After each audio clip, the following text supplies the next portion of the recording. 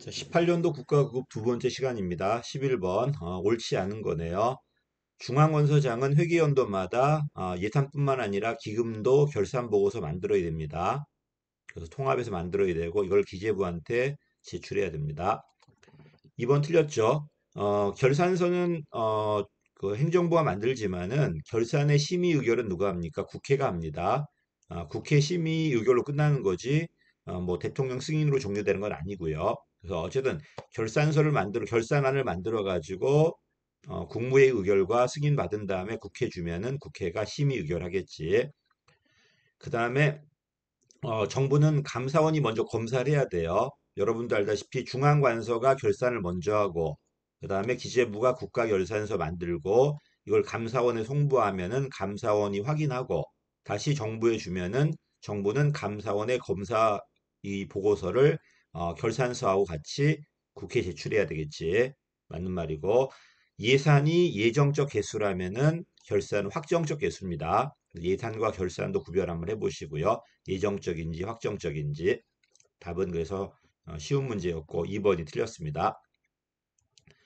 자, 12번입니다.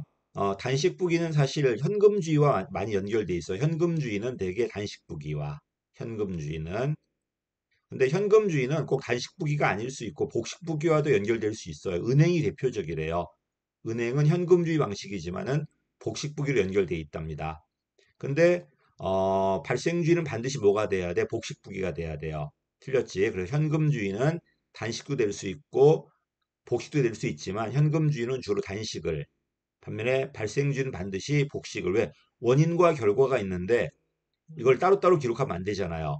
항상 원인과 결과를 한 용지에 기록해야 되기 때문에 한 면에 서로 크로스 체크되게 반드시 발생주의는 복식부기와 답은 1번입니다.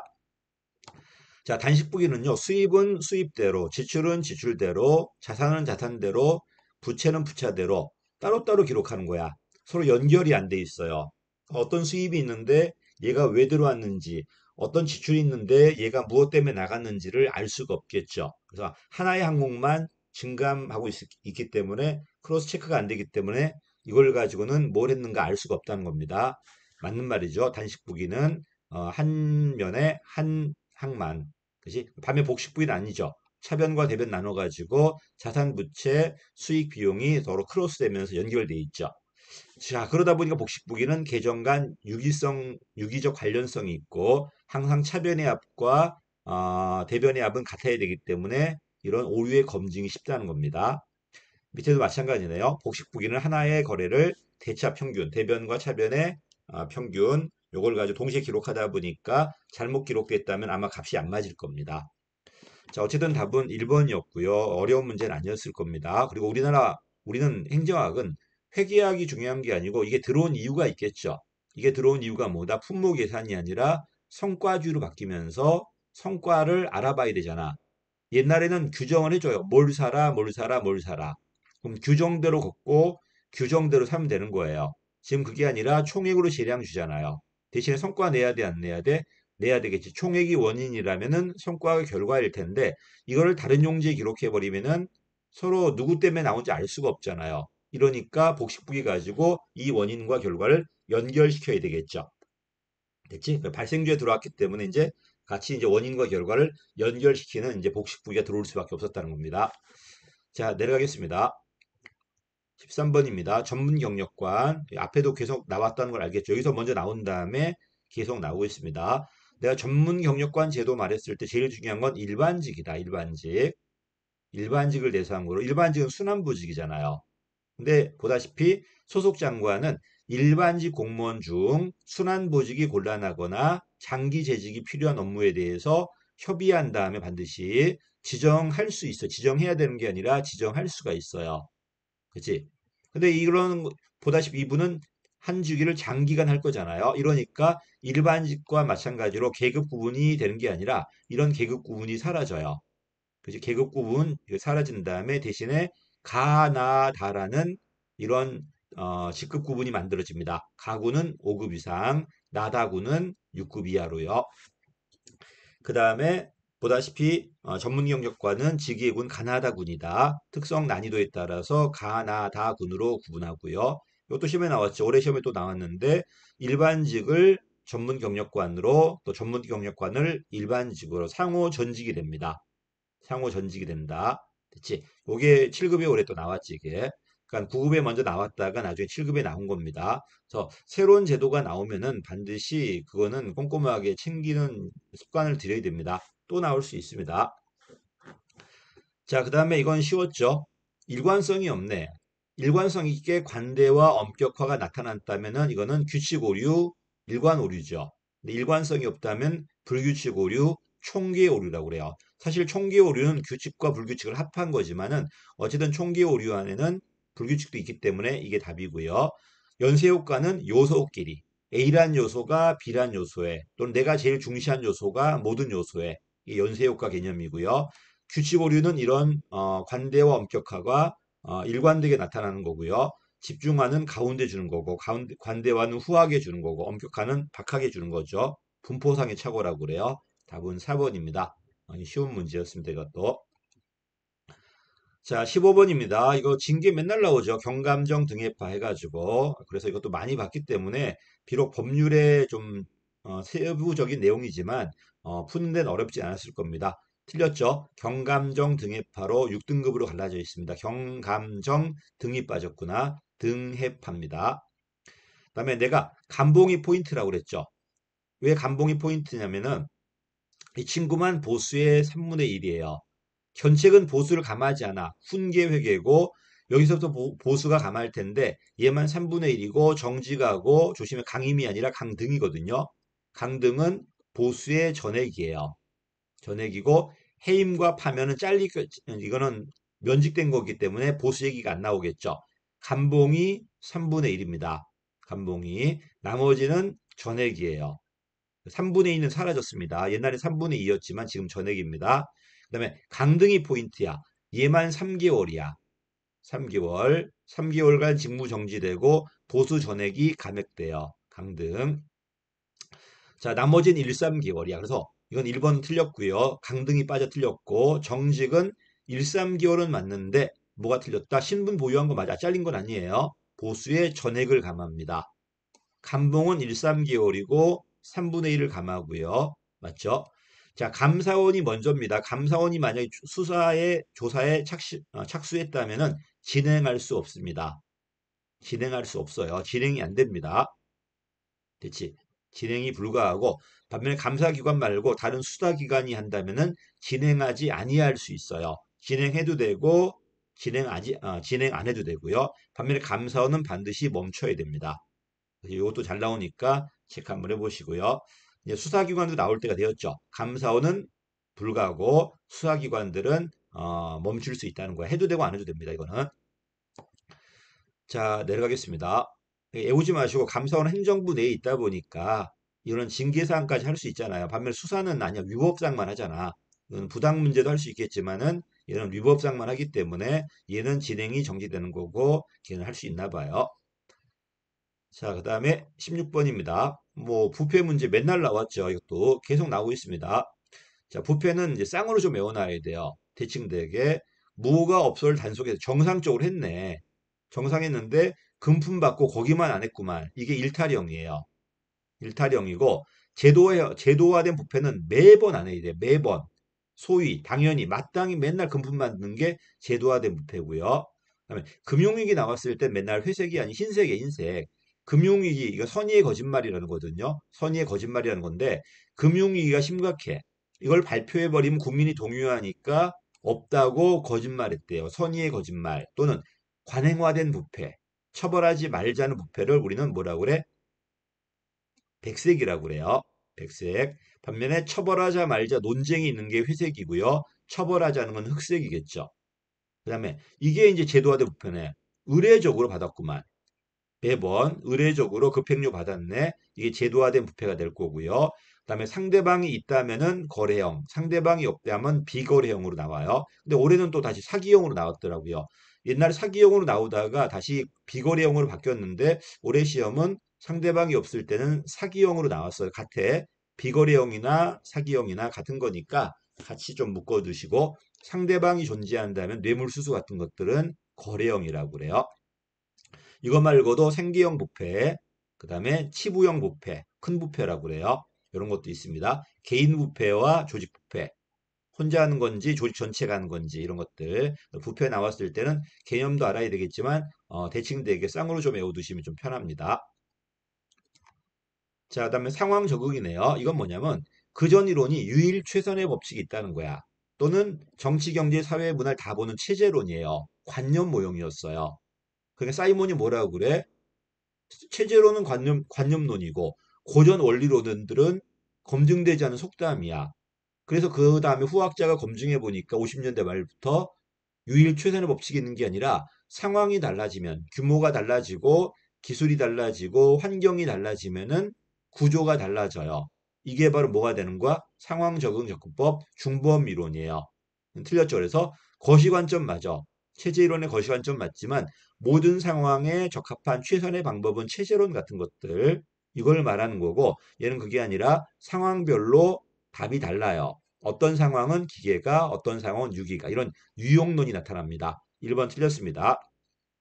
체제론이든 상황 적응론이든 항상 조직은 조직 밖에 경계가 있고요.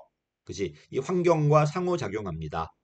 맞는 말이고요. 그다음에 이 상황적은 환경이 더 중요해요. 환경이 변하면 이 조직 구조가 바뀔 거니까 적응할 거야. 그래서 얘도 피동적이고 수동적으로 봐요. 그 다음에 보다시피 1번과 3번은 모순이잖아, 지금. 조직을 구성하는 방법은 상황에 의존한다는 거예요. 유일 최선에 있는 게 아니라 상황이 달라지면 이 상황이라는 게 규모나 기술이나 환경이야. 규모 강조한 학자는 블라우나 에스턴 그룹. 기술은 우드워드 탐슨 페로우. 환경은 로렌스 로치, 번스톡 이런 분들. 그래, 이건 맞았죠. 그 다음에 보다시피 체제로는 정치, 경제, 사회, 문화를 다 봐요. 다 보는데 이 친구는 규모만 본다든지 환경만 본다든지 변수가 한정되었잖아요. 그러다 보니까 모든 변수를 다 보는 게 아니라 변수가 한정되고, 그치? 그 다음에 상황에 맞게 유형화시켰죠. 이러니까 체제론보다는 좀 더 분석들이 단순화되었다는 겁니다. 답은 그래서 1번이 틀렸습니다. 답만 찾으려고 하지 말고 왜 나머지가 답이 아닌지 도대체 어떤 논점이 있는지를 좀 꼼꼼하게 봐둬야 돼요. 다음에는 이런 게 답이 될 수 있단 말입니다. 그렇죠?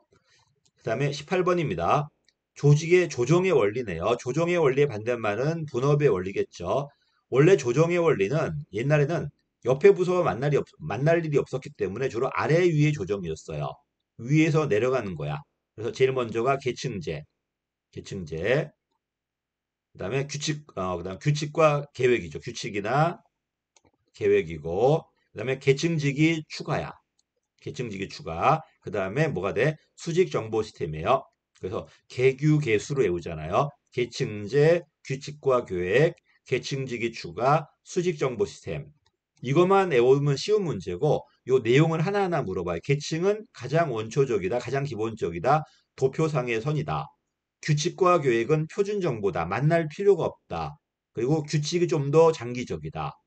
계층직이 추가는 한 사람이 못하니까 계층직이 추가한 다음에 다시 나는 소수만 통제하고 나눠주는 거죠.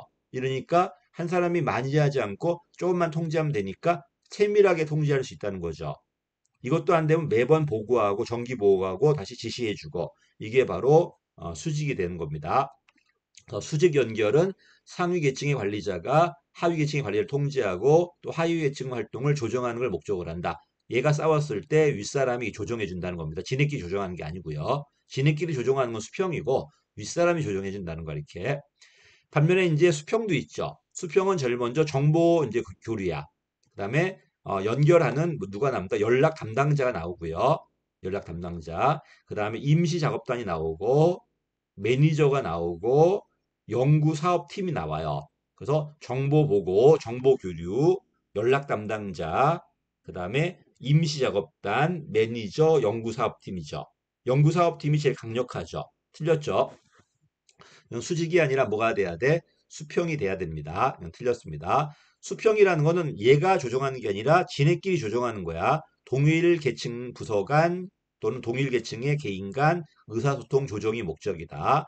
수평에는 뭐가 있다는 겁니까? 태스포스가 있어요. 태스포스와 프로젝트 팀을 본다면 태스포스는 이 부서에 있는 사람들의 어떤 문제 터지니까 사람이 모이는 거야. 사람이 모여가지고 이 문제 해결하고 원대 복귀한 게 태스포스라면은 아예 조직을 만들어가지고 이 조직에 전임하면서 요 일을 맡기는 겁니다. 요게 끝나면 해체되면 다시 돌아가겠지만은 조직을 만드는 게 연구사업팀이고요. 조직이 아니라 사람이 모이는 게 뭐가 되는 거야? 태스포스예요. 그래서 태스포스는 인적이라고 그러고 연구사업팀은 물적이라고 그래요. 그치? 임시 파견해서 일하고 돌아가 버리면은 태스포스. 아예 조직을 만든 다음에 여기에 전임하다가 이 전임을 하는 거야. 이거는 연구사업팀. 물론 이게 끝나버리면은 다시 복귀할 수는 있겠죠. 그 얘기야, 지금. 그래서 이건 수직과 수평을 물어본 겁니다. 뎁트가 분류한 건데, 그래서 누가 수직이고 누가 수평인가를 물어보는 게 제일 쉽고요. 그다음에 이 내용 하나하나 물어보는 건 어렵죠. 그래서 연락 담당자는 조직 내에 있으면 부서 내에 있으면서 비공식적으로 정보를 교류하는 거고, 매니저는 조직 밖에 있으면서 공식 권한 가지고 조정하는 거고요. 연락 담당자와 매니저가 비교되고 임시작업단하고 연구사업팀이 비교되죠. 그래서 어, 또는 연락 담당자를 직접 접촉이라고 그래요. 그래서 정직 인맥부 개우더라고요. 연락 담당자 또는 직접 접촉해가지고 제가 딴 게 아니라서 그냥 말씀드렸습니다. 자, 그 다음에 19번이면 프렌치 라벤 또 나왔죠. 계속 나옵니다, 지금. 에치오니가 강제 공리 규범이라고 그랬어. 강제와 공리는 티가 팍 납니다. 물리력, 돈, 티가 나잖아. 근데 규범은 헷갈리잖아요. 그래서 이 규범을 없애버리고 뭐가 나온다? 합법적 권력, 권한이라고 그래요. 중거적 권력, 카리스마, 전문적 권력, 지식이다 정보, 상징은 없습니다. 상징은 없습니다. 프렌치 라벤. 에치오니가 맨날 나왔다가 이제 너무 쉬우니까 저 프렌치 라벨 넘어가더라고요. 강제는 물리력, 전문성은 지식이나 정보 같은 것들, 중거는 그 사람의 매력, 카리스마입니다. 카리스마 같은 것들. 그리고 전문 권력과 준거 권력은 개인이 가질 수 있는 힘이고요. 다음에 강제력이라든지 공리력이라든지 합법적 권한은 조직의 힘이겠죠. 답은 1번입니다. 여기 쉬운 문제였고요. 자, 이건 법령 물어봤죠. 내가 계속 말하지만 좀 어렵게 만들었을 때는 인사행정에 나오는 법이라든지 지방자치법에 있는 법을 물어볼 겁니다. 9급에서는 그렇게 좀 어렵게 내더라고요. 아니면 학자. 자, 갈게요. 옳지 않은 거네요. 지방의회는 조례로 정하는 바에 따라 위원회 둘 수 있어요. 위원회를 둘 때는 조례로 정합니다. 이 키워드. 행정부 단체장이 운영할 수 있는 그 집행부 내 관료들은 규칙으로 통제할 수 있지만 나머지는 다 조례입니다. 다 조례라고 보시면 돼요. 조직도, 재무도 다 조례야. 위원회가 있는데 상임위가 있고 뭐가 있다? 특별위원회가 있습니다. 상임위와 특별위원회 조례로 정합니다. 법령으로 정해주지 않아요. 그 다음에 사직은 허가사항이야. 사직은 허가사항이야. 아무 말도 없으면 일반 의결이겠죠. 과반수 출석에 과반수 찬성입니다. 사직은 스스로 그만두는 거야. 됐지? 그 다음에 폐회 중에는 의장이 허가합니다. 단체장이 아니고요. 원칙적으로는 의결로 허가를 하는데 폐회 중일 때는 의장이 허가한다는 것, 허가사항이라는 것. 사직하고 퇴직은 달라요. 퇴직은 일정한 사유가 나오면 자동 그만두는 거야.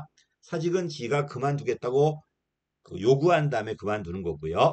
의장 표결권 있어요. 틀렸죠. 의장은 표결권 있고 가부동수면 부결입니다. 찬성과 반대가 같은 부결이다. 맞는 말이고요.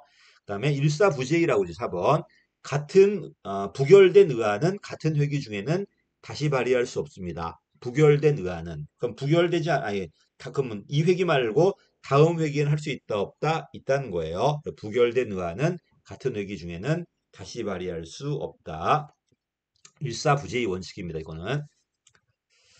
자, 여기까지 답은 그래서 3번이었죠. 그래도 지엽적이었어. 꼼꼼하게 하지 않으신 분들 이 문제는 좀 어려웠을 겁니다.